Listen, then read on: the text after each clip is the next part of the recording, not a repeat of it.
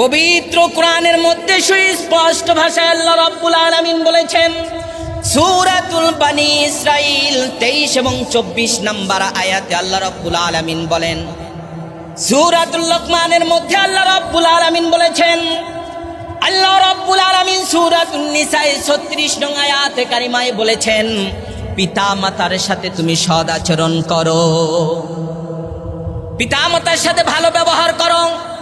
মুসলমান ভাইরা আমার, গভীর মনোযোগ। আল্লাহ রাব্বুল আলামিন বলেছেন, ওয়া কাদা রাব্বুকা আল্লা তা'বুদু, আমি রবের চূড়ান্ত সিদ্ধান্ত হলো তোমরা আমার ইবাদত করো। সূরাতুন নিসায়ে আল্লাহ রাব্বুল আলামিন বলেন, ওয়া'বুদুল্লাহা ওয়া লা তুশরিকু বিহি শাইআ, আমি রবের ইবাদত করো, ইবাদতের সাথে কাউকে শরীক করিও না।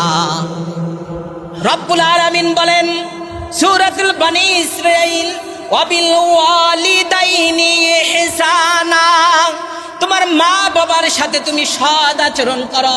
সূরাতুন নিসায়ে আল্লাহ রাব্বুল আলামিন বলেন, ওয়াবিল ওয়ালিদাইনি ইহসানা, একই শব্দ বলেছে, তুমি পিতামাতার সাথে সৎ আচরণ করো। এখন প্রশ্ন হলো, সৎ আচরণের 5টি ভূমিকা।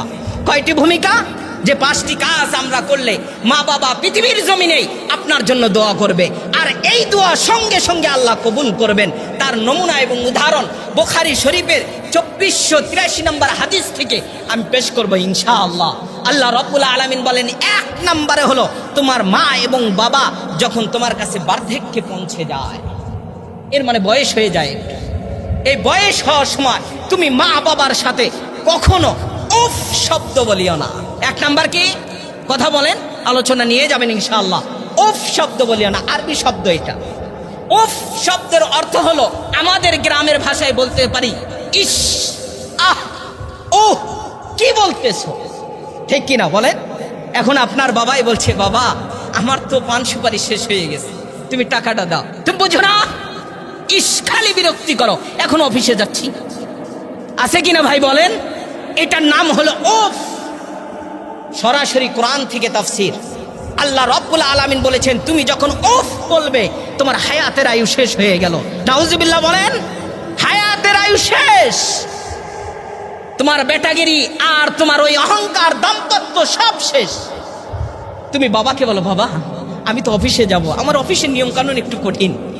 আর ধমক দিও না, ধমক ধমক। ধমকের সুর নানান ভাবে হতে পারে, আপনার শাল্লার ভাষা একরকম হতে পারে,